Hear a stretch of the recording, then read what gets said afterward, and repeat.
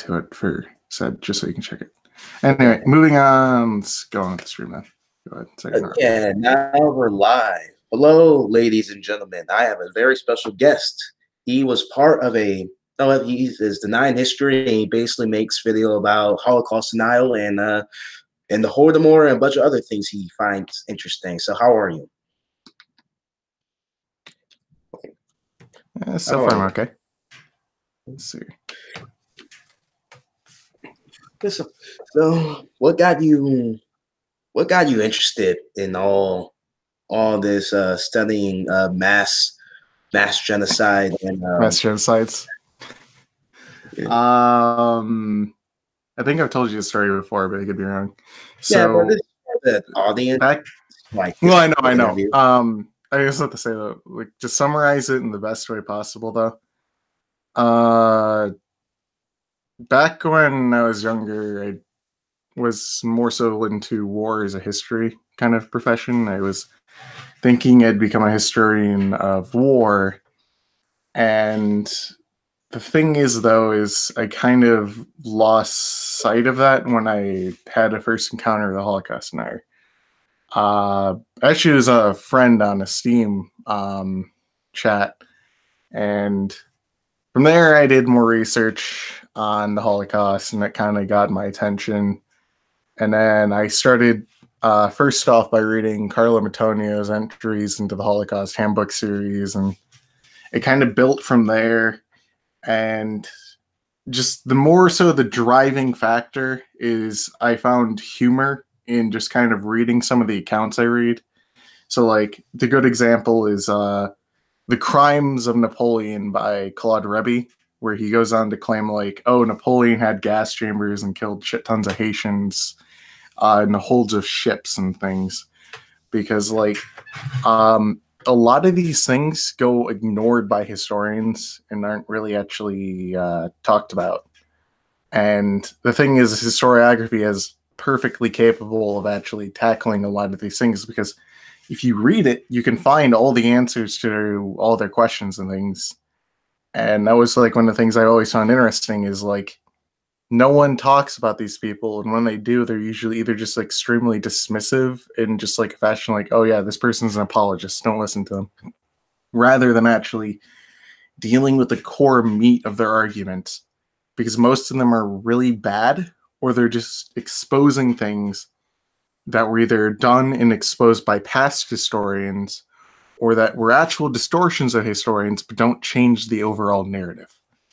So, like, that is what drew me in, is because it's just funny to me that people do this, if that makes sense. Yeah. Can you care to explain one of what's his name? Irving? Yeah. I want to say Irving. You want to talk about Irving? Yeah, like go over his errors and what he got wrong or what he misrepresents in the Holocaust. It depends. So Irving hasn't written a book on the Holocaust. He's written books that are biographies of Hitler's, Goebbels, like things like that. And then he's had controversies with other historians and journalists, and that's all the unimportant things. For example, he's never really actually like written a book where he's talked about Auschwitz and all these things. Most of like his actual like statements on the Holocaust are from speeches he gave to IHR. Like Irving in Hitler's War, for example, his main case was that Hitler didn't order the Holocaust. And his basis for this is mainly misrepresentations of documents. One of them is an order from Hitler to not liquidate a certain transport of Jews, and it was later liquidated, but he uses this as to imply that Hitler said to stop the killing of Jews. There's another statement from October he takes, but really the thing is that statement from October doesn't really matter, because in December of the same year, he basically went on to say, like, oh, we're going to make a clean sweep of all the Jews in Europe on December 12th of the same year in front of Goebbels, which is according to his diary.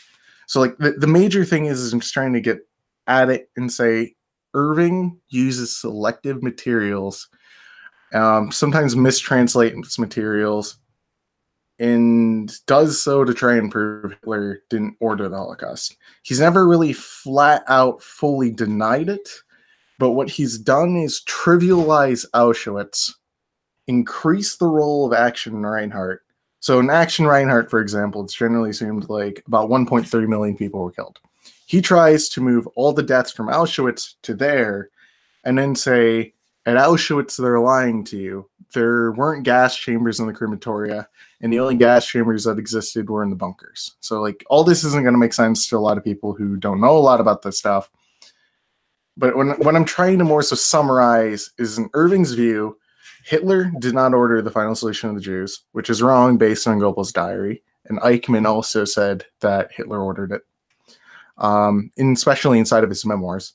The next thing Irving gets wrong is Irving then tries to exaggerate the roles of specific areas like Action Reinhardt and turn them into something more of like a Himmler operation rather than a Hitler operation or Hitler-enabled operation.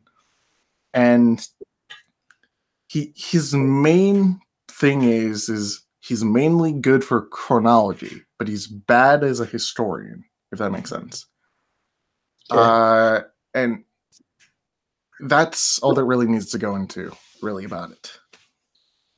And you also deal with the Holodomor famine.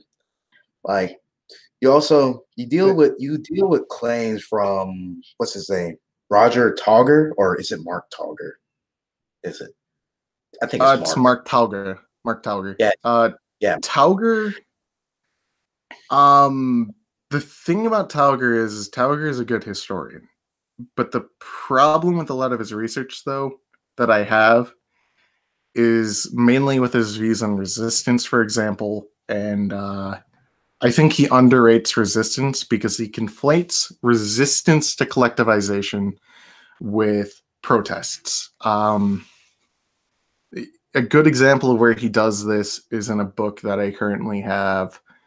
The title, let me grab it real quick, actually, off my shelf. One second.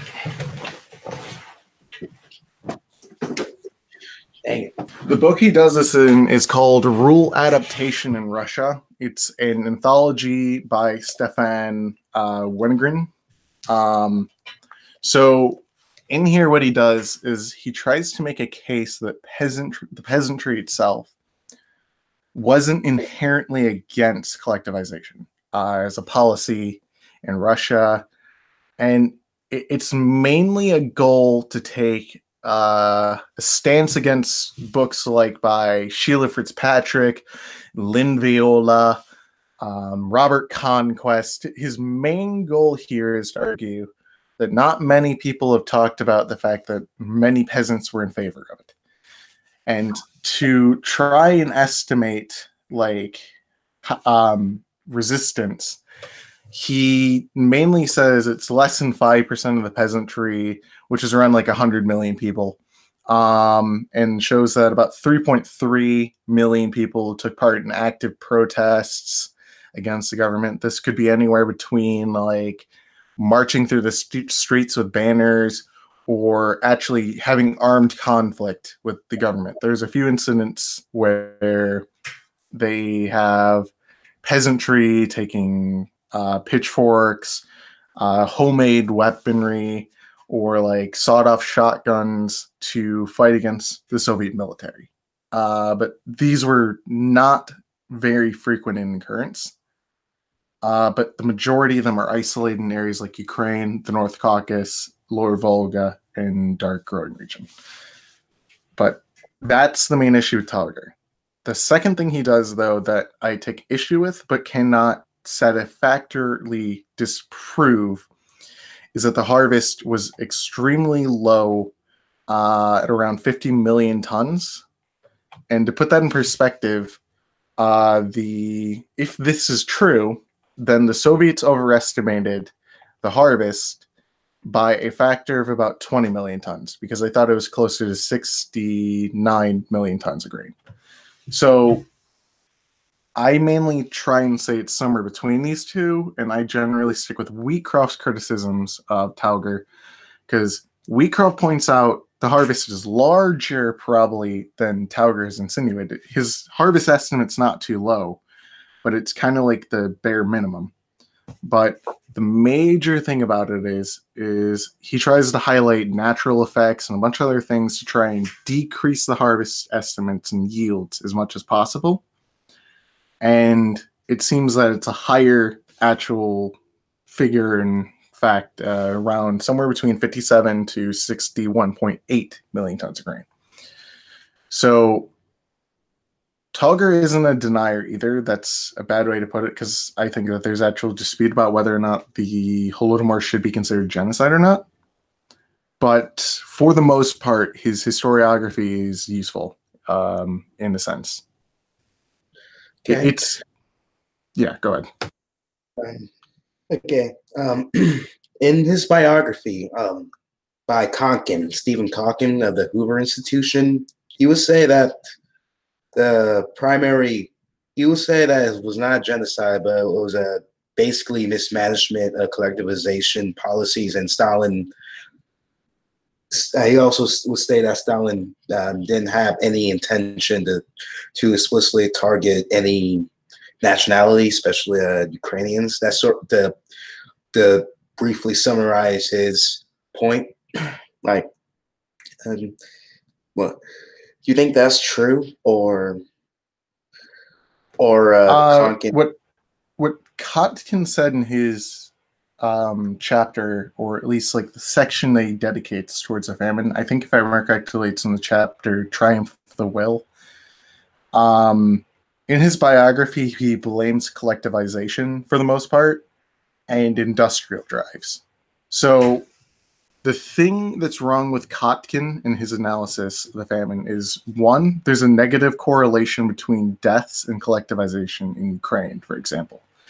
The major areas that were hit were non-grain growing regions, which is exactly the opposite of Russia.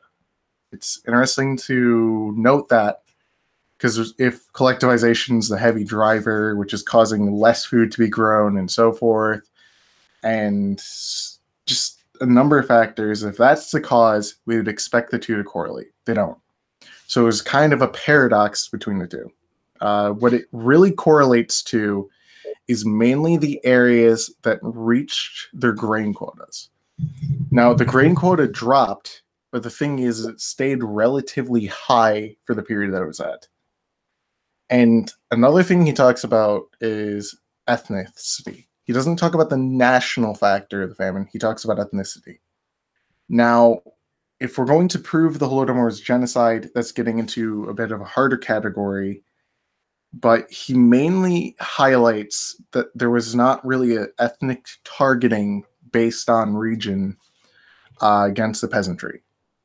Really what historians, for example, who argue the famine was genocide highlight is disproportionate repression against Ukraine, which he agrees to.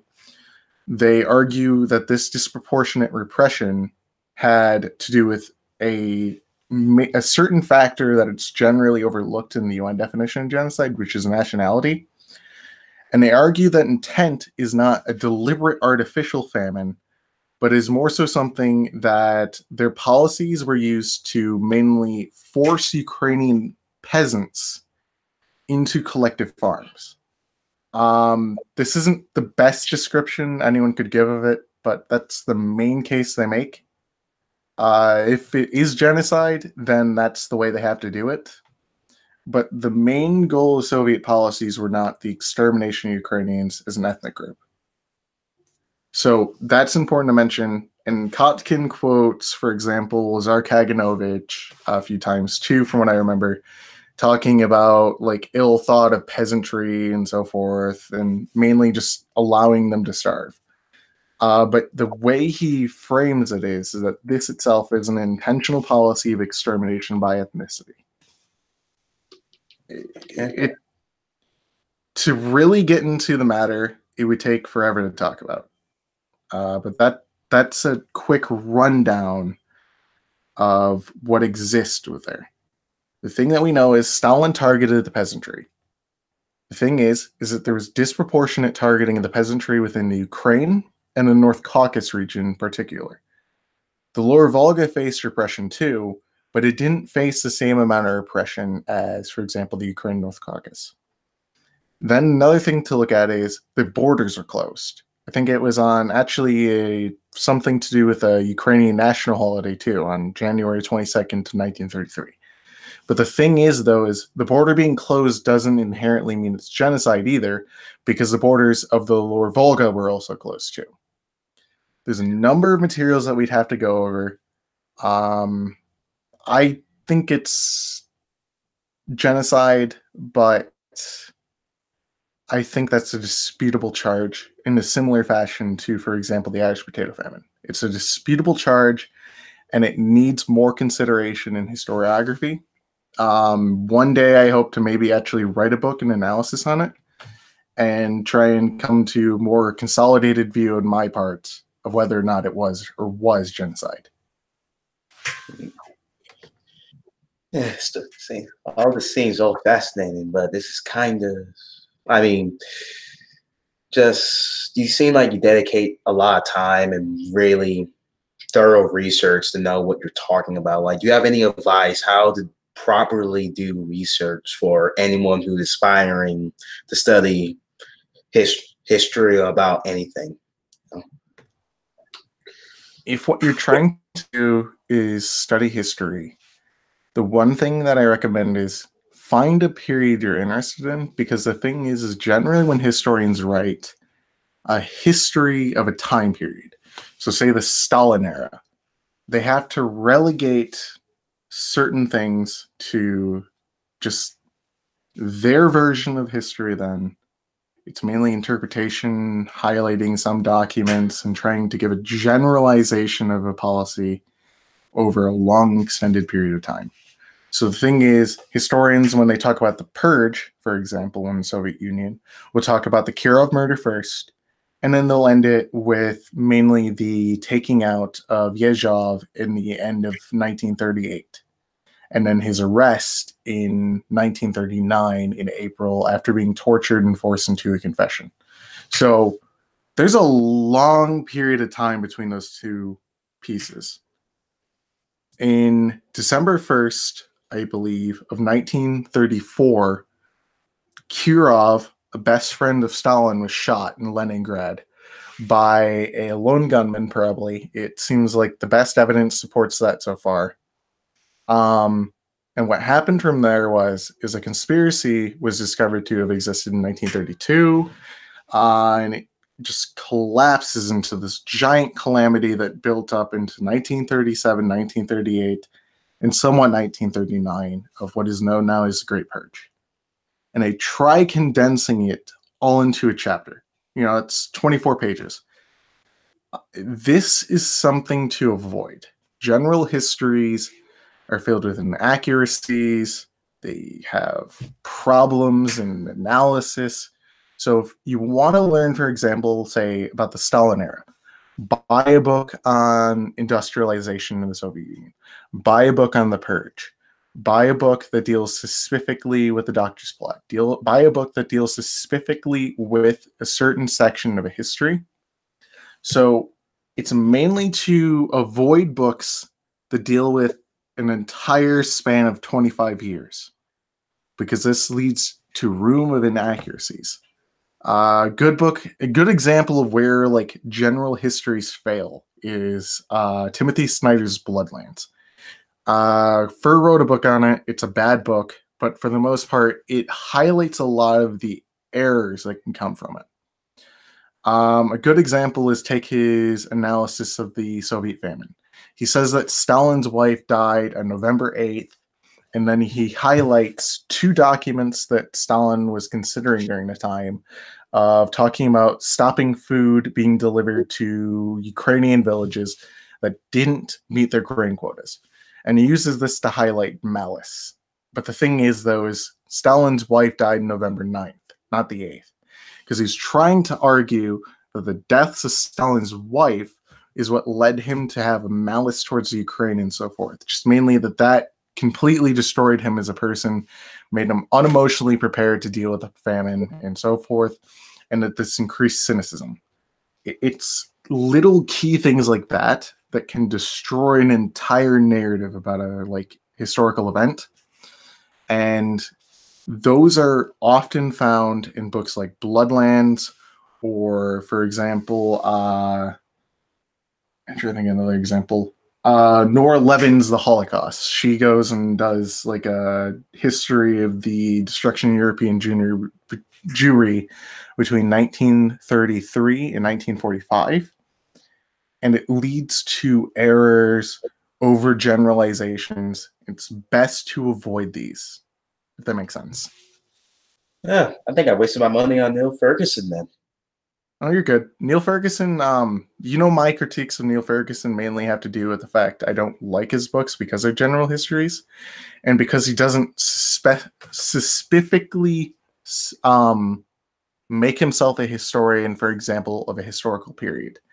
Instead, what he does is he summarizes the secondary literature into basically what I'd argue is a third-party view of historiography of the period. So he's mainly a third source rather than a secondary source. So I'd recommend avoiding Neil Ferguson, or you know what I mean. He also has a lot of politics he puts out in his life too that I don't like him for. He gets involved with conservative groups and they harass the liberal students at schools, and there's a lot to not like him for.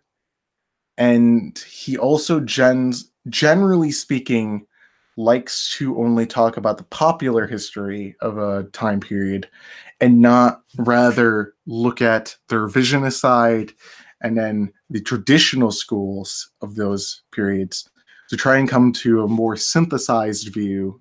Rather, what he does is take the Armenian genocide. He'll deal with Vahak and Dadrian's materials, and these are like 1980s writings or early 1990s writings that are now 20 years out of date, and he'll cite those in a book from 2005, I think, is when he wrote his book on the Armenian genocide, but I could be wrong. And he'll just takes this material, and he doesn't deal with more critical writings by like people like Hilmar Kaiser of people like Vahak and Dadrian. And I think that leads to problems with Nigel Ferguson, for example, and that highlights what I think is wrong with general histories even more. But done ranting, let's move on to the next question. Okay. You mentioned Grover Furr, who knows for his writings of his offensive Stalinist policies. Like, what does he specifically get strong about Holodomor and Stalin himself? That's a long topic, dude. Okay, he's written. I get what you're trying to do. You're trying to get me to generalize, but if you want to talk about the famine, mainly what Furr does is he takes Tauger, and what he does is he then takes Tauger and makes it into a more apologetical view, rather saying Stalin had to predict the future in order to actually deal with some of the problems. So like a historian will say, like, if Stalin had cut exports, then it would have greatly alleviated the situation in the USSR. He could have used that food as a distributive factor to actually solve the matter. And what he does is he says, look, here in June, according to Mark Tauger, Stalin saw the famine as not being something that progressed, and he expected a good harvest to come from the next grain crop. But the thing is actually by the end of summer, according to, for example, historical accounts like Kamraka Grada, which is heavily based on Tauger, and Davies, by the end of summer, mainly Stalin and the administration knew the harvest was going to fail, according to him. And Furr highlights that first section and then ignores the rest. And he'll like argue historians like Timothy Snyder or Stanislav Kutitsky are arguing that Stalin is saying, oh, Stalin had to predict the future in order to solve this crisis.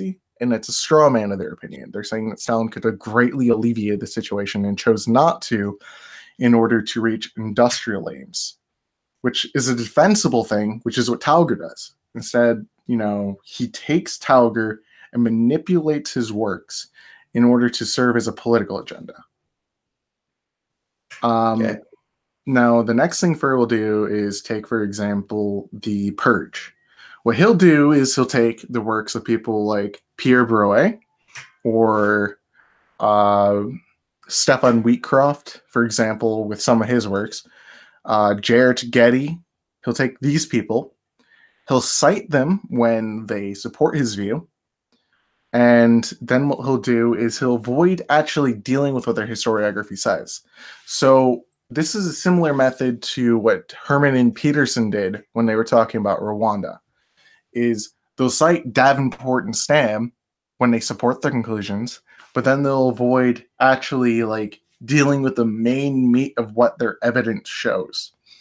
So, for example, Getty, what his evidence shows is primarily that Trotsky made a block in 1932. He'll use this as an example to say, look, there was a block of opposition against Stalin. This confirms part of the Moscow trial testimonies and ignores the major fact of what mainly they argue in their writings. So I'll take Pierre Brouet. He believes the block of opposition slowly itself basically disintegrated. It slowly itself broke apart, but never truly really disbanded. It's kind of like a group of friends. You're all good friends for a little while, but then you just kind of move on. You never really say, we're going to stop being friends, but they just move on. Well, Getty, for example, believes that the bloc itself fractured in 1933 with the capitulation of Zinoviev and Kamenev. And the major thing is Zinoviev and Kamenev, they capitulated in 1933, which would mean if they capitulated over to Stalin, which is, by the way, inside the documents Trotsky made, completely against the rules from what they set as groundwork, they couldn't have done what Fur alleges, that they all conspired together in some way to enable Nikolaev, a Zinovievite supposedly, to kill Kirov. And it's just all these factors in general that highlight mainly what was the problem with Fur. And it's mainly he criticizes people like Robert Conquest and others to try and get rid of the traditional narrative. And he subverts the revisionist narratives that exist and then takes historiography and twists it in order to justify his own political positions of what happened in the Soviet Union. That's why I don't like Fur. So that's a quick description of what Fur does wrong. Any others? Okay, to focus on, to move away from the Stalinist era, let's lately, we once have a conversation with aforementioned third party. It was concerning about weak versus strong dictatorship. We were talking about Hitler, and you seem to be inclined in the view that Hitler was quote unquote a weak dictator because he was not really involved in policy making, and he tends to delegate it from my memory and recollection. Like, what's your argument? Like, why this is even being discussed, whether or not that Hitler is a weak dictator or not? So you're asking about whether or not I think Hitler is a weak dictator? Yeah. I think it's a loaded concept, if that makes sense. But I think the thing is generally speaking, Hitler was a weak dictator in the areas, for example, that he wasn't involving himself in. So, I'm pretty sure you read Kotkin's book, and he talks about, for example, the differences between Hitler and Stalin. Yes. Hitler, for the most part, in the areas that he cared about, he was generally heavily involved with policy making.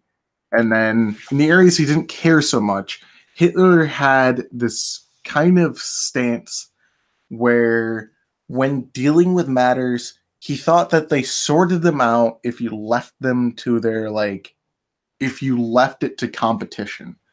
So he had a lot of, like, he really cared about his personal power, but he also didn't like being heavily involved in policymaking.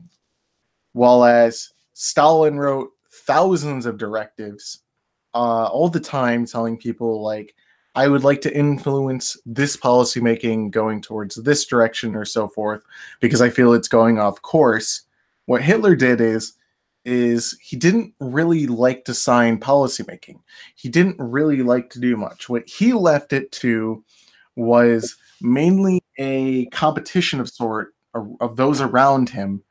And it was mainly to follow a policy called the will of the Führer or something like that. Ian Kershaw has a good article on this in which he highlights contrasts between Stalin and Hitler, and it's hard to find people who will say that Hitler was a weak dictator. But it's also just as hard to really not describe him as somewhere. It's hard to describe him as a totalitarian dictator, if that makes sense. You can't really say he wasn't totalitarian because the thing is, he made total claims to society.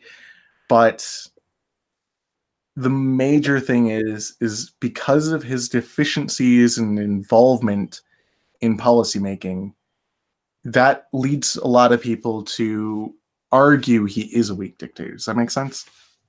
Yes. Yeah. Also, I got a book about called "The Third Reich in Power" by Richard J. Evans, which you actually recommend me about the Third Reich during wartime, but it's fine. He wrote the Third Reich at war, so I'd recommend getting it. But more back to the important thing, right? Yeah. Although this is like a really long book, and With me, when we first was kind of introduced to each other, it was mostly like, you remember that debate that Academic Agent had about whether or not that Nazis were socialists or not. Then it was concerning. Yeah, back in the day when I was more involved with people like Lewis and Nero, right? Kind of disassociated with both, but back when Academic Agent was making his stupid arguments, yeah, I remember those days. Those were fun. Okay. But it was specifically concerning economic policies, whether or not I remember that Academic Agent would say that no, it doesn't matter what you say, but will you say that, how would you describe Nazis' economic policy? Because it seemed like, from my readings, there's a really good book I really recommend called Tools, Ways of Destruction. And also Richard J. Evans also go over this, and he even say that the economic policies were kind of all over the place in the sense that they were preparing for war, and they didn't really place coherency above. Well, they didn't really place economic philosophy above anything. He even mentioned that Marxist historians would say that it was political. It was definitely more of a political tone during their economic policies. This is to say that it was just purely of a political nature to describe what they're doing. You know, like, yeah, that's a good way to look at it. How I'd probably describe the Nazi economy is, I wouldn't really exactly call it like strictly like a formulaic. I think it was the statement in Behemoth is that it was more so a corporatist market state, like authoritarian corporate state. I wouldn't really exactly describe it as that. I wouldn't say that really Hitler was a socialist. That It's just a term he mainly was hijacking in his own words.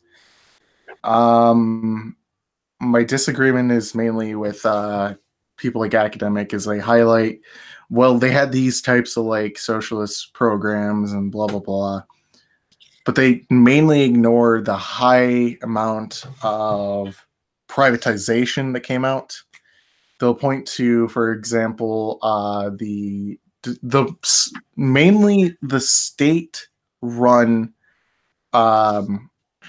German Labor Front, I think is what it's called, right? It's a union. It's a state union, and they'll point to this to say, "Look, this is how they controlled the entire like economy. This is completely socialist," and it's like not really in a Marxian sense socialist. So I think these arguments mainly come from definitions games. Does that make sense? Yeah. So, I like to say if you consider socialism to be so broad that it even includes Keynesianism, Hitler, yeah, was a socialist. If you don't actually have that and are like me and prefer more so stricter definitions, I don't think Hitler was a socialist. I think if we think of it in more so like a stricter definition by like the dynamics that Marxists like to think in as socialism, Hitler's state doesn't fit that. There's too many private markets, nationalization in the sense of what the Germans did wasn't inherently within like the frameworks of like a Soviet context of socialism or anything that like we generally think about in the United States.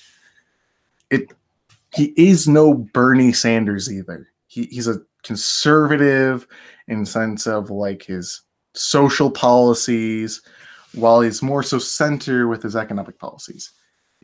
Really, what the Nazi Party had as an economic policy is mainly just what competition itself enabled to come out. Does that make sense? Yeah. They had no coherent structure. It's chaos. But go ahead and read what you're going to do. Sorry. I'm about to read a section from Third Reich and Power by Richard J. Evans. And I quote, more generally, a huge mass of Marxist and neo-Marxist writings, both at the time and subsequently, particularly in the 1950s and 60s, sought to present the economic and ultimately to the foreign military policy of the Third Reich as driven by capitalist interests. Yet already in the 1960s, some Marxist historians were beginning to argue that in Nazi Germany, at least the economy was subjected to the primacy of politics, in which key parameters were set by ideology rather than by capitalist self-interest. The truth is, the economic system of the Third Reich defied easy categorization. To some extent, its sheer irrationality undermines any attempts to portray it as a system at all. Superficially, the 4-year plan in Germany was more reminiscent of the Stalin 5-year plan in the Soviet Union, but Nazi economic planning was clearly not designed to further the interests of the working class as the Soviet's counterpart was, at least officially. While the Soviet planning under Stalin was more or less eliminated free markets and free enterprise, Nazi planning left business intact, from great firms like IGI Farben and all the way down to small retailers and backstreet artisan workshops. Okay. Like, will you agree to that assessment? I'd say it probably mostly shares views. Okay. Yeah, you remember Esoteric and the argument where you use the German Labor Front as they nationalize everything? Yeah, which is a complete misrepresentation of what it actually was. But, meh. Okay. Let's see. You also recently you've been dealing with one of your last videos that you published was dealing with Japanese revisionism and stuff. Yeah. You want to explain why you respond? What made you motivated to respond to Knowing Better's videos on Nanking and Japanese denial in general? Then society. Okay, so this is getting into like really contentious areas. I think anyone who actually reads about Nanking would agree with what I said. Everything I said is completely within the historiography, mostly the Japanese liberal historiography and not the conservative one. But the description I gave is mainly this. The Nanking Massacre is primarily targeted at males of the Nanking population, that it wasn't an indiscriminate slaughter of civilians, and that it was primarily with the mainly killing off the soldiers who were hiding inside the city because the Japanese didn't have the accommodations to hold them as POWs, and because they didn't want them to go and rejoin the Chinese army led by Chiang Kai-shek. So the reason why I responded to knowing better is because most Westerners learn about the Nanking Massacre from a book written in the 1990s, but written by a Chinese journalist named Iris Chang. She's a very respectable girl. I'm not going to fucking attack her. She's a good person. And she committed suicide after being harassed by Japanese nationalists. And this is a really sad thing to say. But her book greatly misrepresents the tragedy. There's a good book called, I think it's called The Nanking Incident or something like that, that if you buy the second edition, in the beginning, the introduction is a reassessment of Iris Chang's book. And I think it's a very fair reassessment. It, for the most part, deals with a lot of my criticisms, Iris Chang. And I think it is probably best that people read that book to learn about Nanking than Iris Chang. So I responded mainly to dealing with the beginning part because those were 5 points or 6 points the Japanese nationalists usually use, to try and say, look, there was no rape of Nanking. The population was too low. The burial statistics don't support this case of mass massacre of Chinese citizens. Or like, it's mainly semantical arguments with a case of trying to make it look, we're fine. Japan did nothing wrong there. And these are not the predominant views of Japanese scholarship, Japanese politicians, or the Japanese citizens. They're the views of a small clink of nationalists. It's the same way with the Irish potato famine. They argue it was genocide, and it's a small clink of mainly Irish immigrants to the United States that are trying to politicize matters. So the main reason is it's mainly anti-communists that are doing this. And I don't like anti-communists who are distorting history for the case of trying to make it look, we did a bunch of good things for the Chinese. So knowing better, the reason why I responded to him is because his video was mainly an attack against these people. And the thing is, if you're going to be one of these people who says, we need to learn from history, you should first learn it, is the thing. And you're not learning history, and you think you can learn from it, why are you trying to challenge these people? Because the thing is that what he did is he read Iris Chang's The Rape of Nanking, and then he made a video on the subject. I think I definitively proved that inside my video, that he misrepresented the scholarship because he used her work, and that he didn't primarily deal with the tragedy accurately. Like, for example, he said Princess Saka basically issued the order for the population and POWs to be killed because they couldn't feed them. And that was a gross misrepresentation of what actually existed inside Iris Chang's book, but also the reason why they actually killed the POWs. So he cited a fabricated document as proof of someone, or Princess Saka, issuing an order to kill the POWs for said reason. Another thing is he also goes on to say high numbers that aren't true. He gives rape figures that are not true. And he does all this with the intention of attacking Japanese nationalists for denying Nanking. It's flash figures and all this just culminating together is an inaccurate presentation of history. And so the main reason he does this is to say at the end of his video is that if we're going to learn from history, we shouldn't deny it. There's another, I made mention of this on my Twitter, where a Rwandan did a similar posting on denial of the Rwandan genocide. And the thing is if you go through what they say and then compare it to the actual facts, it doesn't add up.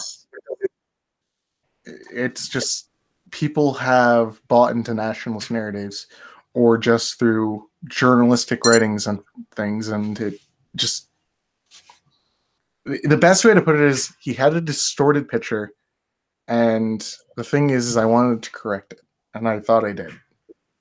Whether or not people disagree with my video, they can, but I think it's just best to leave it like that. Sorry for the rambling.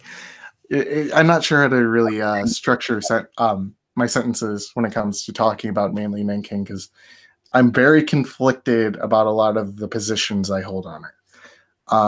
Because there's books I've been reading recently that I didn't have, for example, when I made my video on Nanking. I pretty much mostly agree with the premises. Everything in it's true, but summarizing the problems of Iris Chang's book is kind of hard to do, and also how those problems enabled this bad video by him to be made is also pretty hard to do. Okay. Wait, just to briefly joke about the anti-communist bit. You are the most anti-communist that I know. That I know the truth. Am I extremely anti-communist? I don't think I am. No. It's from Zoro's video about the what was it? He was making a response to like some. You mean when he starts to quote with that racist guy saying, "Oh yeah, I'm the most avid anti-communist ever," and it's just like 3 minutes, baselessly, of him just talking about how the communists are all Jews and shit. And he just, the only reason he put that there, this is back when I actually liked Lewis and talked to him a bit more often. The only reason he put that there was to see if any of these motherfuckers would reply by saying like, "Oh look, Zoro's gone like full complete racist and shit." I am the most avid anti-communist there is. I'm going to tell you the Jewish financiers and blah. Just, yeah, I know what you mean. That's why the laptop. I know you don't like to bring up Academic Agent again. He bring up philosophy of history a little bit, but so cynical. And I know you don't like those types of people who tries to. Well, I like Cynical Historian. If you mentioned him, I don't like Academic Agent. Again, I said philosophers of history. So mostly, like, are you talking about his video when he talks about like the types of histories, and he like just draws all these MS Paint things? Talking about that video? Yeah.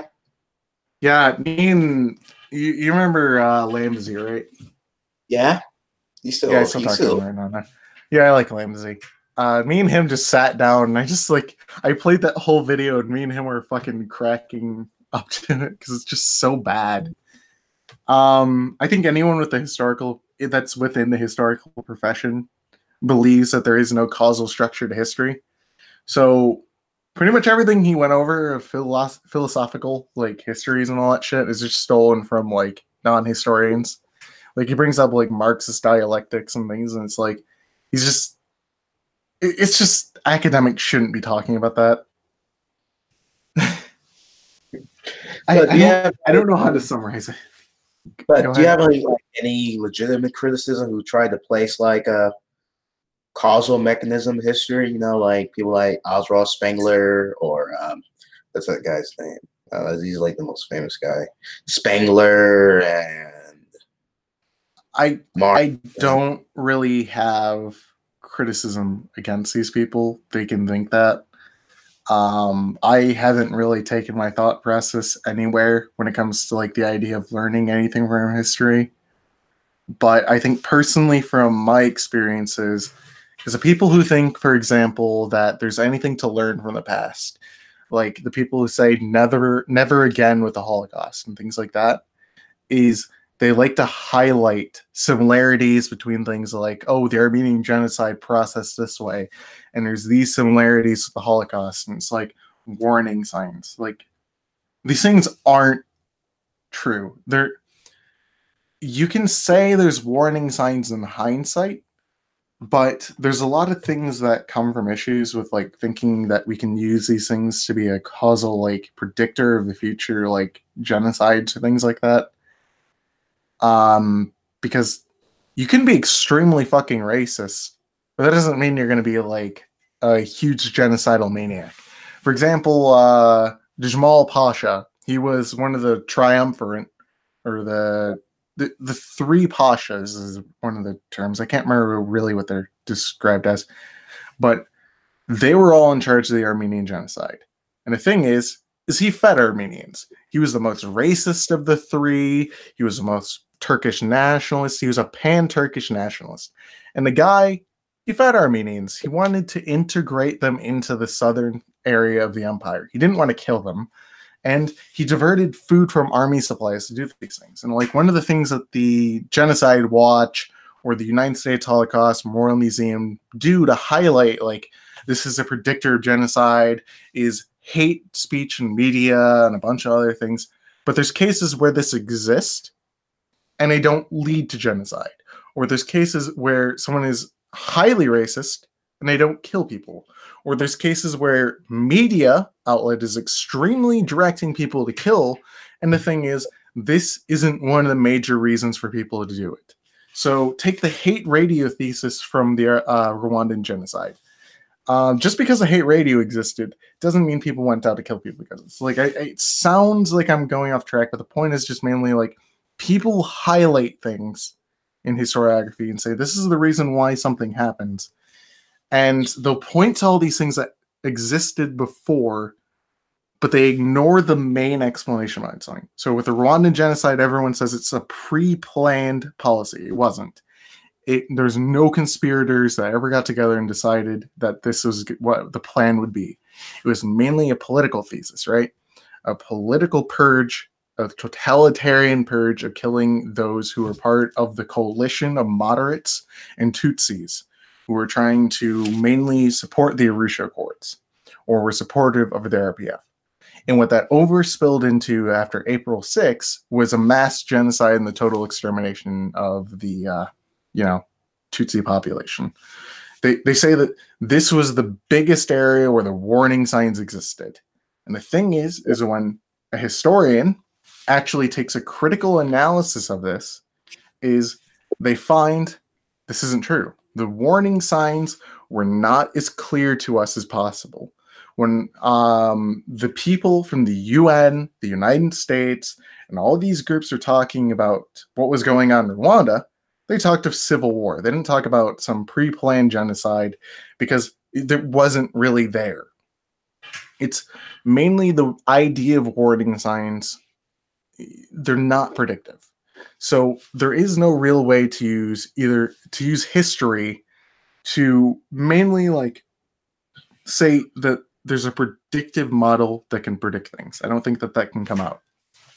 But there is structure to how history happens. And I think that is important to highlight, but it's not total chaos. But when the problem I had with people like Academic Agent's video is he highlights 10 different things, and all of them don't seem to highlight, for example, what I learned in my classes on historical philosophy. Because like when I went into history classes, I learned about things like historical revisionism. I learned about things like historical objectivism. There's another term to steal from, it's kind of like a new like terms of thought from people like Michael Shermer, which is historical science. It's like mainly the ideas and how we approach history. It's not, is there like some form of structure to history? Is it dialectics? Is it all this? Because this is just all philosophy he stole from like people like Voltaire back in like the Renaissance era, pre-French Revolution, things like that. So I don't know. There's a lot of stuff we could talk about. Yes. Whether or not we do that, it's kind of meh. Yeah, man, history, historical process. There's like you look at all these philosophers who try to,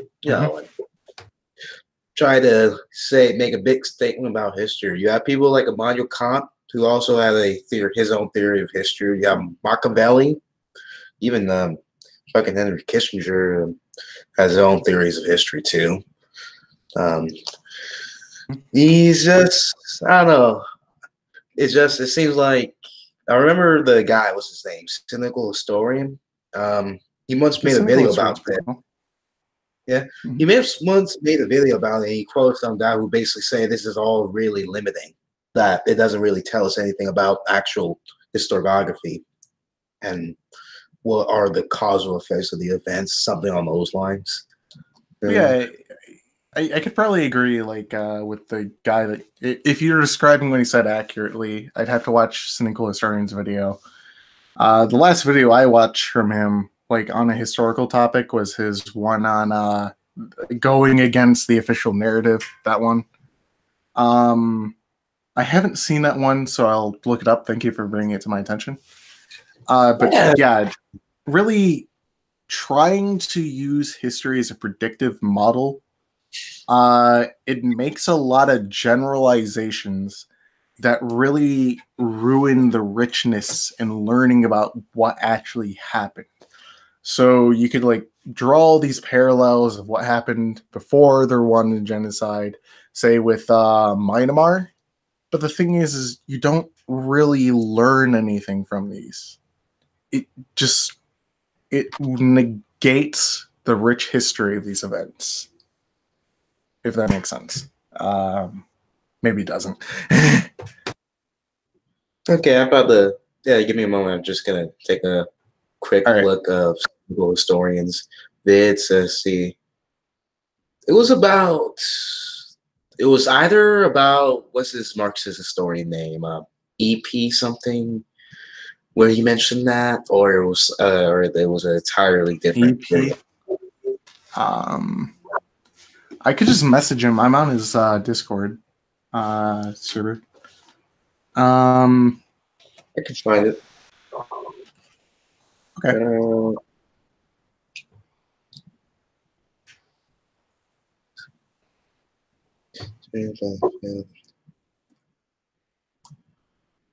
Okay, it was E.P. Thompson. E.P. Thompson? I'm not particularly familiar with him, but if he's critiquing things like political historians, I completely understand what he means.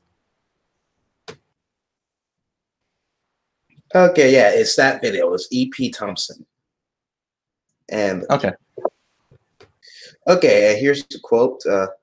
The philosopher, possessing little or no acquaintance with history, sometimes pretend to expound the inner secrets of history, but the historians turns upon them and expounds the secret of the philosopher as far it may be expounded at all. Okay. And there's more. There's more. The video is playing. Okay. By placing him in relations to the movement of ideas and interests which he stands or afloats, by given to a scheme or thought is appropriate relatively, by Charles Beard, the presidential speech. Yeah. If you send me the quote, I could reread it if you need me to. But that mainly that'd be like what I'd say is a lot of people tried to make predictive models of things. And mostly the people who espouse these types of views of like learning from history are either a political group, which is like the United States Holocaust Memorial Museum. They're a political group. Let's be fucking honest, they are. And mainly the thing is like they espouse these ideas as humanitarian goals, and I consider myself relatively humanitarian, but in researching genocides, the thing that becomes evident is the contrasts rather than the comparisons. The differentiations of things like, because you'll see all these people who make comparisons between Stalin and Hitler, but there's also people who make comparisons between Hitler and Napoleon, or Napoleon and Stalin. I haven't seen that one yet, but I'm looking forward to it. They like to draw parallels, and the thing is a lot of these parallels, they don't explain much, or they don't actually really deal with the rich natural history from which we can learn from. Like, the deep nature of all these ideas is squandered by it. That's a good way to look at it, is people in the past, like, for example, Marx, all these people like were philosophers and political economists, and I have my issues with economists talking about historical events, but they have about as much issue with me talking about economics, so I can completely understand where they're coming from. But the thing is, though, is mainly no historian thinks that there's any form of structure or predictive power, or like they don't think similar to the philosopher in the sense. If anyone wants a good study into, for example, historical philosophy, there's one called, let me double check the name.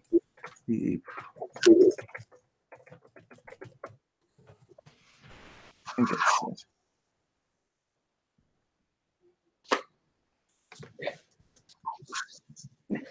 let me go grab it off my shelf real quick.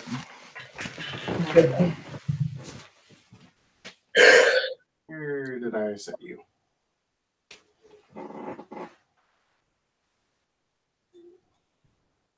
Shit.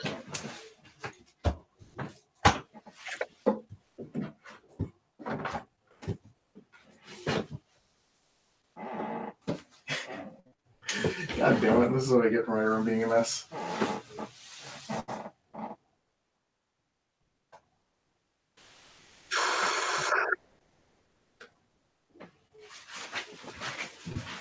Here it is. All right. So a good example looking to historical, like the ideas of historical philosophy, is one of historical knowledge. So a book to look at is Mendelbaum's The Problem of Historical Knowledge and Answer to Revisionism. This has actually been republished by the American Council of Learned Societies, or Learned Societies.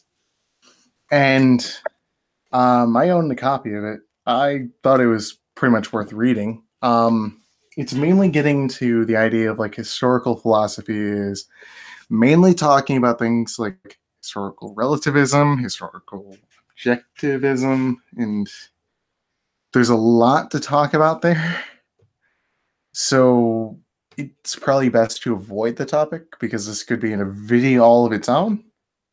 But mainly I'd agree with cynical historians' views.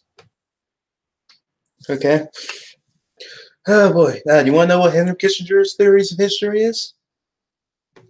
Can't hurt. Go ahead. It's better than me going in long-winded talks. Okay. Basically, he believes in the great man theory of history. Basically, believing these people like Bismarck, William the Pitt, or of the Orange, and even Chairman Mao, often the drivers that push opportunities, or basically he takes a view that these great men often has a will to take opportunities to achieve their goals, their ends, their powers, that kind of thing. And I sent you the essay. Mm-hmm. Well, I didn't really send you the essay. I sent you some excerpts from the same essay that kind of talk about this. In other words, I'm trying to say is that he believes that there's always going to be opportunities to push history forward, and he views people like Bismarck as one of these great drivers, one of these great men. Yeah, I've heard And about this theory before. A good example of like my issues with this is to like pull up the Stalinism debate. So there's two schools of thought. There's the totalitarian school, which argues that like Stalin was the main driver, and then there's the revisionist school, which argues more emphasis on those from below.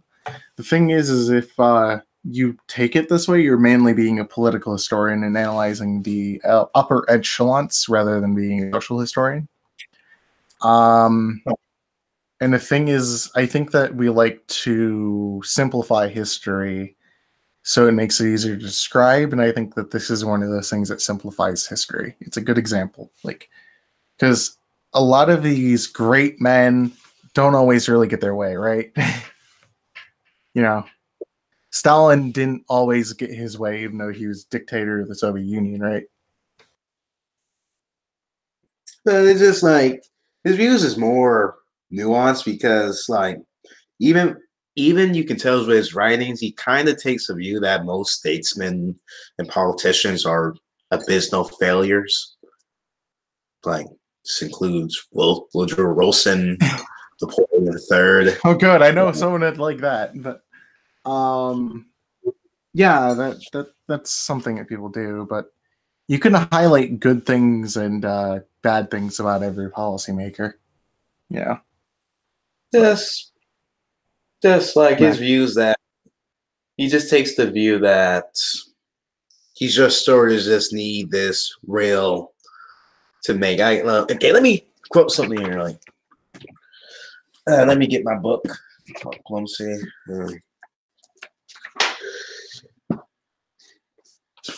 Let's see. It's like in the second chapter, he was describing. You ever heard of Cardinal Racul? No, I don't particularly remember them. You could probably refresh my memory pretty easily, though.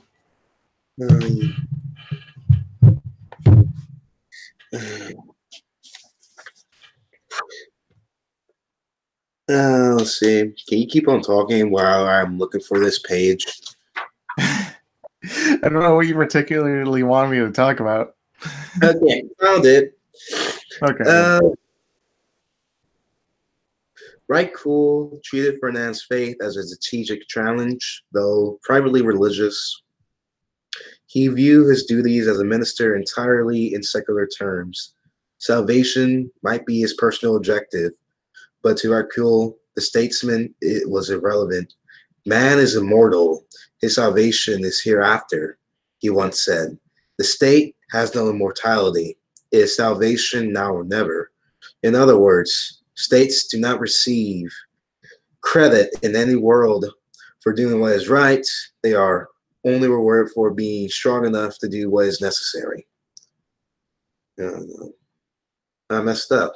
It was supposed to mention Machiavelli, but that's sort of just like his main point there. Yeah, your thoughts on that?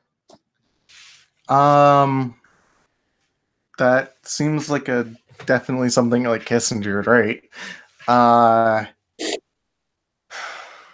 sure how to put this. That sounds like a biographical history. I don't know if I'd really write it the same way. But yeah, here's the more exact one I was looking for. Like Machiavelli, he might well prefer a world of more refined moral sensibilities, but he was convinced that history will judge his statesmanship by how well he used the conditions and the factors he was given to work with. Indeed, if in evaluating a statesman reaching the goals he set himself is a test, Racul must be remembered as one of the seminal figures of modern history, for he left behind a world radically different from one he had found and set in motion a policy France will follow for the next 3 centuries. That's his idea. Yeah, I can see where you're coming from. I don't really have any principled objections to, if that makes sense, but really, so what he points out is, like, I could say Napoleon, for example, did. Napoleon influenced a lot of like modern aspects of like constitutions and so forth. Like, he's the factor that left a lot of the bad things behind from the French Revolution and took some of the good things, and he had some bad lasting effects too. I wouldn't really exactly say though that it's like a great men thesis though that really builds the driving forces that progress history forward. Um, if that makes sense. I think it's just mainly like a multitude of driving factors that generally come from the general exertions of people in some form of state of power, rather than just like, oh, it takes a very cunning person to push it forward. Does it make sense? Yes. Yeah. I don't really think that that's exactly different differentiation either from Kissinger, though. It seems comparable to his views, I guess. Yes. Oh boy. This so have you been up to date with like boring YouTube drama, or you been avoiding that mess? Usually I pay attention to it only when I care. I need to specifics if you want me to ask if I've heard of it before. Let's see. Well, mostly right now, an academic agent. He blocked me on Twitter, and he sort of went off the deep end, kind of, or he Isn't he was like an already. ANCAP now? He's really close to it. That makes sense. And let's see. I just know he stopped harassing Ray, as far as I'm aware, and Ray went off to make her own podcast. She was just on the academic agent's channel for other unpopular opinion stream. Oh, that's even better. Time to start telling her to stop fucking doing that for like the 500,000th time. But man. And me and Pragmatic Culture and Pullman, well, you don't know who Pullman is, but and Ray, we later have a string about mainly bashing boomers and how academic agents represent mentality. Oh yeah, Pragmatic Culture. He's a I like him and don't like him at the same time. I'll just leave it at that. He's a very charming person. Yeah. And that's one way to put it. And yeah, that's what I've been up to. Other than that, I think YouTube been quiet. Sargon has been quiet. Yeah, Sargon's kind of gotten out of drama between him and Jim so far, from what I understand.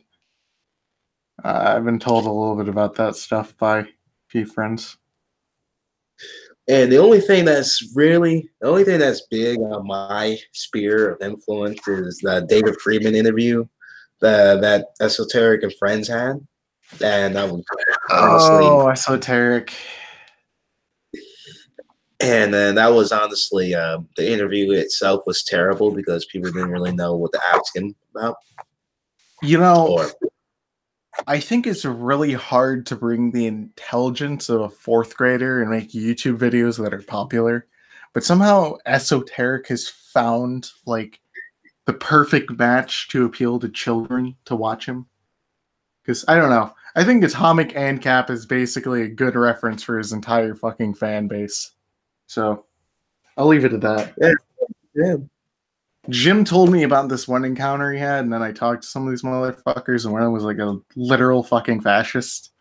Because that's always fun, because Viola is like a great fucking source. But, I don't know how else to put it. Just, he's something else. He's definitely fucking something else. What's up? How is he able to maintain a fan base? I don't know Giving all the He makes terrible things to drama do. pretty easily, and he makes arguments that are applicable to the intelligence of a fourth grader. So I don't know. Why do you think he's very capable of maintaining a fan base? Because people have bad taste, and a lot of these people are young and don't know what a good argument is. I think what's a good argument is applicable to it's subjective, but he's just built up a fan base because, you know, he makes arguments that appeal to these people and they like it. I think Tom's video on him, though, for the most part, shows what he does. That he just says a bunch of things and doesn't know what he's talking about. So, yeah. So, can you explain to me what's marginal utility is, and how can these supply curves apply to these firms? Do you even understand the critically traps that firms have suffered? I cannot believe he literally said states are unsustainable. And then when asked, oh, how long do I have to show you a state existing to say, look, you're wrong, you're probably mistaken, 2,000 years? And then he replies, oh no, I meant it within a modern context. Well, you see, the British government basically, since the Magna Carta, has like stayed relatively the same. Does that count for you? No, I mean it within like a fucking like neocon way in which they keep printing money forever. It's like, what the fuck, man? He made him literally so fucking confused. I'm baffled as to how you can pull that off. Just utterly baffled.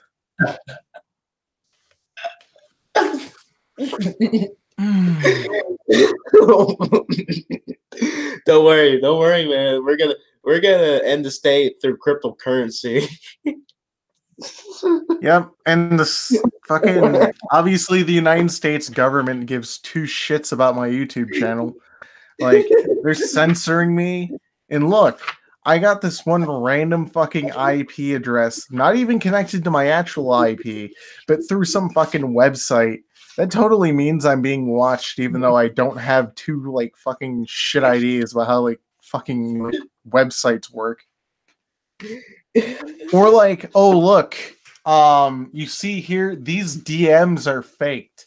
I color corrected them after highlighting the text. As you can see, these are self-inserted texts because that's how Photoshop works. Like, dude, I remember that drama too. Like, literally both sides were so incompetent. Like, Batco said, oh, this tweet's fake from fucking, it's a fake tweet because you see here, this face emoji is not the Twitter angry face because my fucking Android product has a different one because if you didn't realize, Android and fucking Apple apply their own fucking like emojis over the Twitter ones. But no, that was a fucking Twitter sad emoji or fucking mad emoji. And he goes, oh yeah, this is a fake one. Or like, oh, you can't edit fucking DM logs through fucking Discord, which is a fucking lie too. You can, because you can actually open up fucking inspect element on the Discord app. I bet you didn't fucking know that. That was a genius fucking argument from that side. But then like, if you also take, for example, like all the logs that like were fucking released, like just fucking SO just shows that he's like completely retarded. Because he literally goes and says, look, I can prove this is fake. I can like use Photoshop and like fucking color correct. Fucking genius. I hated that whole drama because like Lewis was such an idiot for getting involved. Like the kid wanted to improve his reputation. I was like, you know what? Here, I will try and help you improve your reputation.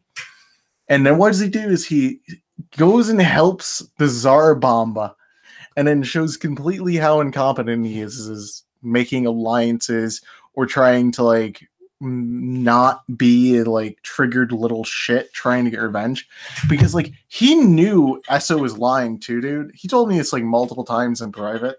He knew Esso was lying, and here's the thing: is he only sided with Esso because he wanted to get revenge on DSO1. He's that fucking petty. But oh well. And then like he did this huge like tweet ordeal that got like everyone really kind of mad at me, because he decided to go ahead and at fucking what's that one chick that God, I really don't care about her. But it's like some chick with an M in her name. I think it's Maxi. Maxi, yeah. She did that collab video with Bad Mouse Productions when he said I was gonna leave the internet for a little while and everyone kept shipping him together. Basically because of that, that's basically the only reason I know of her existence too. But yeah, like Mexi, he added Mexi like this really fucking disgusting tweet, like saying like something like either she got plastic surgery or that she was fat. I can't remember what it was. But like I got like this private message from like a few people, not gonna name names, and you're like, you should probably disassociate with fucking Luis Moreno. And like in private, I'm telling Luis, like, why the fuck would you send that to someone? Like, are you really stupid? And the whole reason he gave is because he thought like DSO1 and L were like fucking just like having like magnifying glasses over his fucking Twitter because he's that much of a paranoid retard. But like, that shit was fun. Says why he hates DSO1 so much. Because him and DSO1 fought each other for a little while, and because DSO1 supposedly like was gonna dox one of his friends, even though literally like what supposedly happened was completely defensible. Like, here's like the basic gist. Like DSO1 said, hey, if you keep like harassing me, I'm going to like tell your fucking school and shit, and like sent out this threat. Because like one of his friends, Blade, was supposedly Blaze. Blaze was like the one that DSO1 thought was harassing him. So there's like this one account, parody account of him, because you know fucking Lewis can't argue before he met me. And they were basically like harassing DSO1, and then DSO1 like made this response, and like just a bunch of other shit happened. Nero kind of like stopped being a Marxist, and that like kind of made like some drama between him and DSO1, because Nero like I don't know. It's just, long story short, like they doxed DSO1, did a bunch of shitty things, and then got backlash and didn't expect it. I'm not sure how else to put it.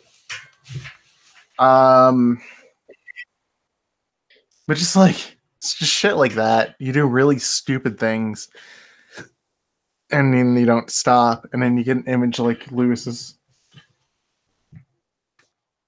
But besides all that fucking drama, yeah, that's just what I remember, is that he ruined any possibility of redemption with the whole thing. I talked to Lewis actually a couple days ago. He's focusing in college now, and he seems like he's matured quite a bit since then.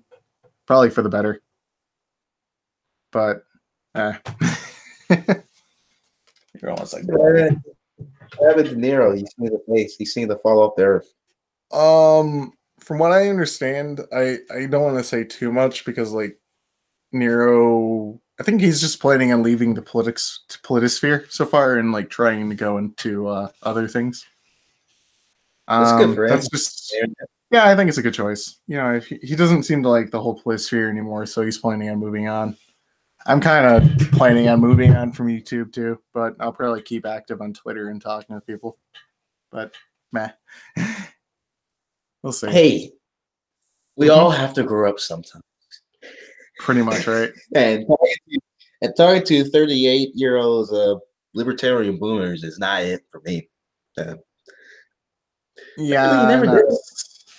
I'm not so much in agreement with them either. What? You never did like me, academic. You said you did like academic, or you've never really liked him? Like you never did like me, or I don't know. Yeah, no, academic didn't like you. Like, I think someone mentioned you once in private, and as I told you, dude, like, he was like, "What would Voltaire add to this conversation?" Like, Voltaire is not a good person or some shit. Like, it was basically is implying. No, sorry, that's a bad way to word it.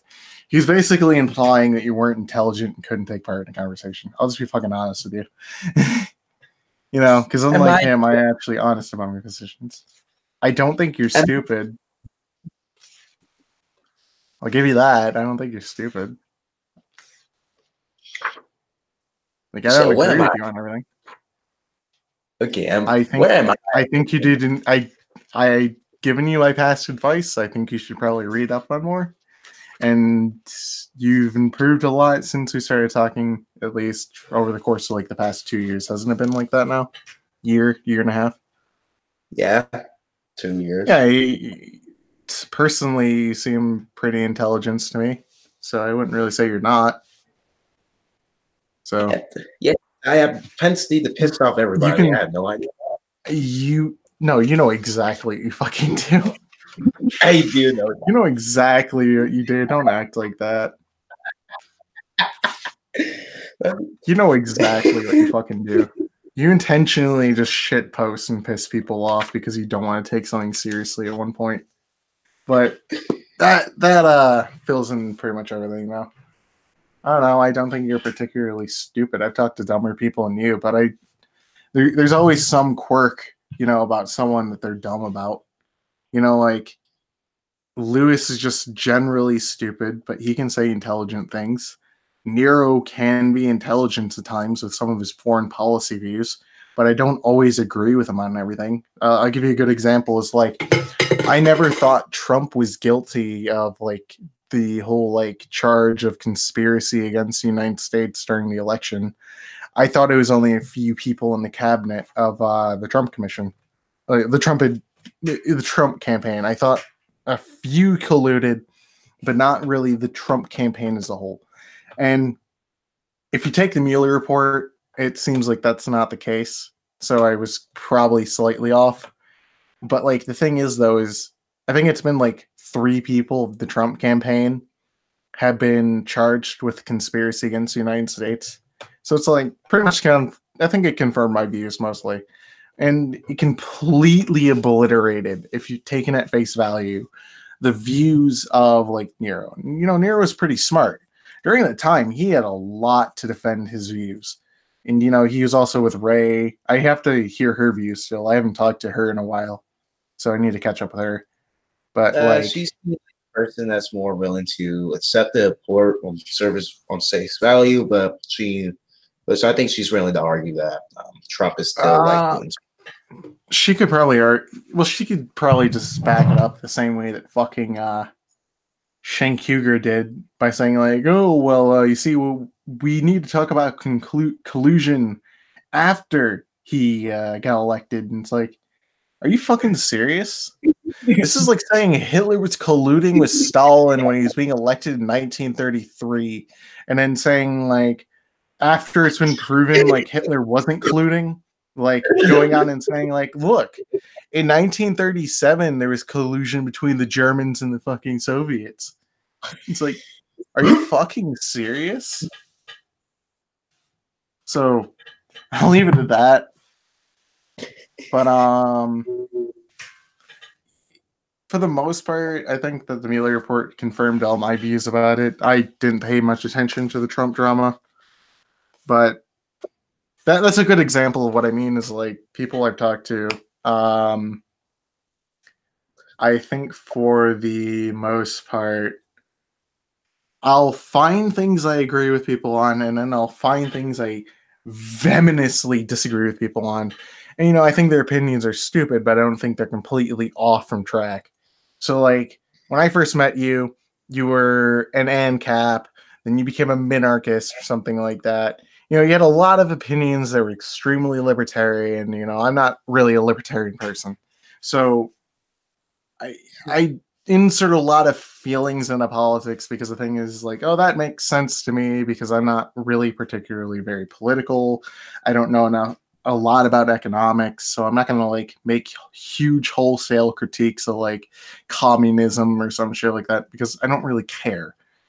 And there will be things people say that I think is stupid, but I don't particularly like think you're stupid, dude.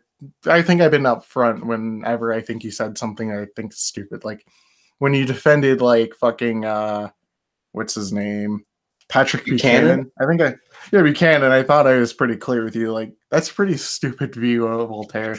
I don't think you should hold that.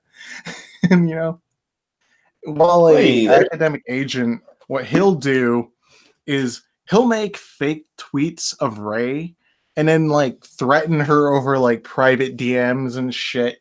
He does a lot of shady stuff. He's a gross person.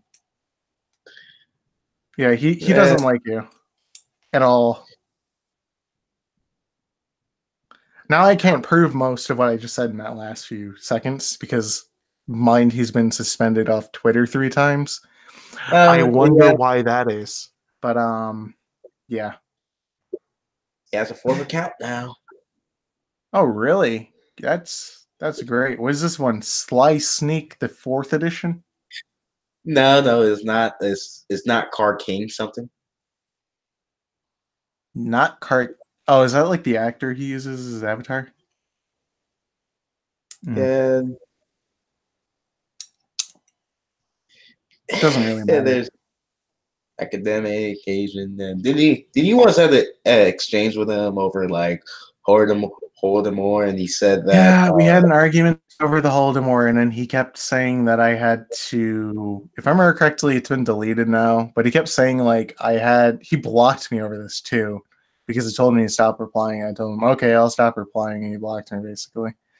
But like, the last part might not be true. I'll see with that though. Basically, he was saying like, I think I quoted Jim. What's his name? James Mace. I quoted him saying like that taking economics to its logical extreme sometimes, like using like economic analysis of historical events sometimes can lead people astray, mainly because like what is economically beneficial or like the logical conclusion isn't always what is a motivating factor. So for example, like it makes no sense to kill labor force, right? The Holocaust makes no sense in that context. Like you could have just worked all the Jews to death. It makes no sense, even if they weren't like capable labor. Now they did that to some, but they gassed pretty much most of them. And when put in the context of like it being a looting operation, it makes sense, but it doesn't make sense to kill your labor force or to kill these people specifically because of their religious or ethnic cultures. And that's what the Germans did. So what Mace was trying to say was like, look, we shouldn't always take everything to its like logical conclusion because like, you know, the same argument could be applied to, oh, it makes no sense for like the Khans to have built like freaking skull pyramids, but we know they did based on the accounts. Like, I think this was like Robert Conquest's like trivialization is like, oh, I'm pretty sure the Mongol hordes, they cared about like whenever they killed like fucking hundreds of thousands of people because they wouldn't surrender for the economic benefits. They considered that totally. Like that they didn't do these things because it wasn't economically beneficial. Like there's people who make those arguments that it makes no sense for Stalin to kill all these peasants. It goes completely against everything that's economically beneficial. Well, that's just like a logical statement. It doesn't mean it didn't happen that way. And just mainly to get back on track rather than ramble, mainly that was the point I was trying to make is like economics has sometimes been dubbed the science of denial by some people when it was in its earliest fashions. And it was actually dubbed the denial of science for a while. And when I posted that, he basically replied saying, denying history, proving that he's a retard for like the 15,000th time because I disagree with him on a lot of things. And I was like, dude, like the point is that economics as a historical fashion isn't always beneficial. And I point out the Holodomor as an example, is it doesn't make logical sense to kill those Ukrainians. And then like basically that developed into him saying, oh, Stalin exported all this food to intentionally make a famine. It's like, no, he didn't. And then he was like saying like, oh, well, you see, you're defending collectivization. You gotta like, why does collectivization always cause famine? I was like, well, in the Ukrainian case, it didn't. And he was like, oh no, there's a 1-to-1 correlation between collectivization of agriculture and famine because it always fucking happens that way. So that was all fun, and he blocked me over that exchange. And he unblocked me around the drama when everyone was basically making fun of him as being like the next Steve Shives. You remember that? When he blocked all the Marxists? And then after unblocking all of them, they all spammed this like memes at him. And then he issued like death threats to them because he was just so irritated by it. Like a complete utter genius would. All smart people would do that. It's totally fine to threaten someone to hunt them down and eat their liver with a spoon. That's totally actually like what Nero. I think Nero said his like threat was he was gonna gouge someone's eyes out with a fucking fork or something. I can't remember, but like I feel like that's what Nero told me. He said, but like he like issued like acts against these people and got mass reported for it. Or you can tell me what he said. Down and eat your liver with a spoon, but hey, that's a totally natural thing to say. Same fucking thing though. And he got his fucking Twitter account fucking suspended. I think Kraut got his suspended for saying what's wrong with killing kids, or like, I think last time I talked to him on his fucking server because he joins voice chat there sometimes. Was like, oh well, you see, no, I think it was. He said he was talking about committing suicide, and he's back on Twitter too now. Is not Kraut because that's like a new trend for whatever reason. Not Sargon, not Kraut. So, but and I wish Naked 8 will come back. Isn't he working on a business career? I think so now, regardless. But he did make some good, decent content enough. Yeah, he made okay content. I didn't like some of his content though. He didn't like a few bad ones. I can't really remember the specific ones. I think there's this one where he talked about socialism being like fucking extreme nationalization of shit, and it's not. Like, I think it was him trying to take on like people like Red Bat and shit indirectly. No, not Red Bat. Sorry, I mean Bad Mouse. He's trying to take in people like Bad Mouse Productions and shit indirectly. And he's like, well, like socialism's like extreme like nationalization and blah blah blah. It was like some critique of Bernie Sanders too. You know what I mean, regardless though. So yeah. He made a good. I liked his videos on TJ Kirk though; those are pretty good. Yeah, about the minimum wage and all that. And yeah, his minimum wage one. I like Trudeau Tom's videos on TJ Kirk too, and the minimum wage and all that. Although I disagree with him that TJ was using the historical method to like prove his case or whatever.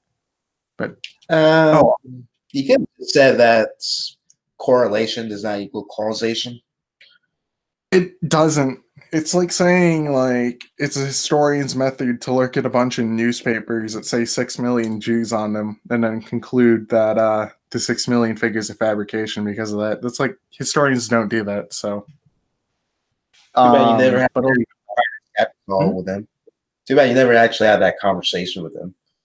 Yeah, I think if I remember correctly, the developments were I messaged Tom through DM on Twitter going like, hey, do you want to have like a Skype call sometime? Because I think you're mistaken here. And and I think we talked about it for a few minutes. He was like, "Yeah, cool," and then we just never really got around to actually exchanging Skype information and a few other things. And his politics have changed a lot since then, so I don't know if I really even want to bother with it now. So, yeah. Yeah. God, there's been a lot that's happened since then, though. Yeah, man. I know you didn't really like his video on biological feminism. I was just dude, I'll put it like this. Me and one of the people from Riley's server, we watched the whole fucking thing. Well, sorry, Insula server, but you know what I mean, though. Yeah. We watched the whole thing back when you, like, released it. And all of us were, me and him were really fucking confused about his message. Because, like, it didn't make sense to me or him. And then, like, the random cut to that dancing alien in, like, Hitler's podium didn't really help it make more sense. So it could just be I'm not big brain enough or some shit to understand his, like, political message. Oh, I don't know. Am I the only one that actually understands the video? Probably. And even at that, I'd question your understanding of it. Basically, biological Leninism is a theory of political organization, how leftists achieve power within these countries, spheres, you know? Yeah, when I remember you telling me that, and that made sense. But the thing is, though, is like it wasn't really communicated well in his video, if that makes sense. If that was his actual position. I'm not very sure of what to make of it. Does it make sense? Like, it's trying to say that left-wing people tend to mobilize the lowest of the low to obtain power within society by basically appealing to weirdos. What I'm saying is, if that's the case, he didn't communicate that well. That's all I'm saying. You have to read Spandrel's original post. He was reading okay, something. That's probably why I didn't understand it, is because I don't read the shit he links to. Also because I'm not really involved in economics, or political philosophy, so I wouldn't really be able to tell you. That's just man, he really went hard against Shane Killian. Okay, Shane, though, is just stupid. He also is like, I'm not really sure to put it. Like, Shane deserved everything that Tom did to him. But, like, the thing is like, Shane wasn't really actually influenced by it either. He's very hostile to criticism. And I think that has something to do with his mental health. But the thing is, though, is I don't want to do a psychological analysis on Shane. And Shane makes arguments that, and sometimes I'm not qualified to challenge him on. So I'll leave it at that. Okay? What do you mean? He'll make, like, videos against, like, Marxists, for example. And the thing is, I'm not a Marxist. And I'm not really all that inundated in making graphs of, like, economic success and things like that. And then arguing, look, this proves that the more marketably free you are, that there's a correlation that therefore your country will be better off or some shit. Like, his argument's like, oh, look, the more socialist your country is, the more, like, worse you'll be. But the more free market you are, the better off your country will be. Like, I'm not going to disagree with that premise. I don't know if mercantilism or free market's better. Ireland has definitely made me question complete free marketism and, like, the idea of non-intervention. But I'm also, like, told by Riley that that's not free market. So, like, careful with my terminology on that. I describe it as free marketism and dogma. That drove a lot of the British responses. So I think that can be, like, a clear-cut case of where, like, oh, look, if an area is extremely free market in their policies, and then you have a poor area that is completely based on a staple crop and that fails, that's kind of going to make it really hard to respond. So I'll just leave it at that. But the thing is I'm not qualified to really deal with that type of argumentation. Well, for example, he'll then make argumentation about gun control, and then he'll respond to Michael Shermer with, "Well, all your arguments were refuted here by me," and then I'll watch it and like be like, "Oh, so all your points here are all besides the point of what Michael Shermer made in his video." Like, I need to do a side-by-side comparison one day. Just like edit a video together and I'll send it to you in private DMs about like what I mean. But like, if you take what he says and then compare it with Shane's completely attacking another argument, not his. But I'll leave it at that. Riley, what have you been up to lately, Riley, on Insula server? I haven't really done much on Insula server. I've been pretty inactive on it. Besides that, I've been mainly reading. I hop in Destiny server every now and then. They probably don't realize my existence. Even though I don't really like Destiny. Yeah. There's a few more friends I'm talking with still. Still talk to Mexican. I'm pretty sure you remember him, maybe. We're talking mainly about like Stalin and his purges still and a bunch of other things and blah blah blah. Reading, working, all the fun stuff. Sounds like you're living a good life or living a complacent life. I don't know. You live in life.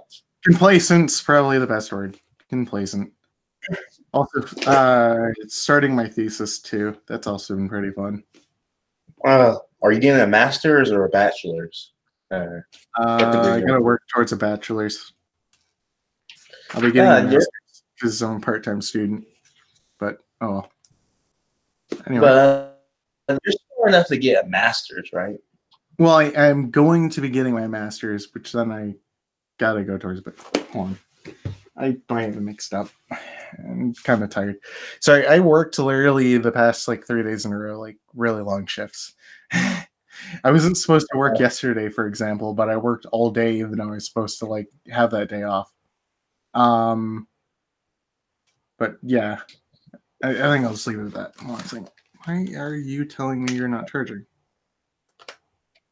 There you go. But mainly I'm writing my thesis on. For the most part, I'm dealing with the purges, so I'm trying to like synthesize a narrative together through the available documentation I have to my usage that are published by the Library of Congress and a few other sides.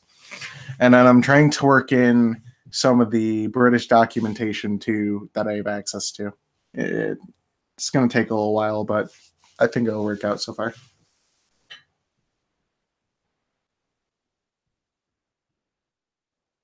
Yeah, just DT. I wonder why don't you change your name to Domestic Terrorist? Wait, what? No, I'm just looking at Insula Creed profile on Discord, and then she changed it to DT. Who? Insula Creed. Oh, okay. I wonder if you should call yourself Domestic Terrorist now. I don't know. Insula decided to fucking do that. Who knows? Who knows? But anyway, just what else can we talk about? Like she had a fun time. I'm not sure. It's your interview. She didn't have a fun time? Hmm? Or what you said? Oh, I said she's been, I don't know. Who the fuck knows? I know she had a fun time on Tom's server, but that can mean a lot of things, really. Yeah. There you go. Their website is gone. Jesus. Yeah, I think he stopped going by her fucking old name, and I think she's done writing her commentaries. But meh. That's kind of sad because she's smart, well-read, confident in herself, her abilities. Sure, but so is there's a lot of people who are competent in their abilities, dude. Like, like I could probably name, like, for example, Esoteric as someone who's competent in their abilities. Doesn't really mean they're good at it. But Well, the thing with esoteric entity is that he's an idiot and he has poor reading comprehension skill and quite possibly have fatal alcoholic fetal syndrome and was homeless. he might have fetal alcohol syndrome. Maybe, I don't know. I'm just saying that he definitely doesn't have a lot of comprehension abilities. He's definitely really good at not taking in outside information. But That's who fucking knows? but there's a little bit of agreement. He's confident. Well, Friedman, confident. I don't know a lot about him. Talking to some of the people I know, he debates a lot of lunatics. But I don't know. He seems like a competent person. I don't know if I'd agree with everything because from what I hear, he's an ANCAP. But I don't know. He's not really an ANCAP. He's not a. From what I was No. told, he's an and from what I understand, Milton Friedman is the dad, and that this is his son. And that he is basically an anarchist of the was it the Austrian school, I think? No. He's not he's not an Austrian guy. He's not Austrian? Oh, sorry, not Austrian. I mean Chicago school. What the fuck am I saying? He's at the Chicago school. Yeah. He is. Have you ever you ever heard of Moldbug? Memensis Moldbug? No. That's probably the thing, but anyway, I think I can end this. I think I'm gonna end this here. And thanks for coming on my channel. Yeah, no problem. Yeah.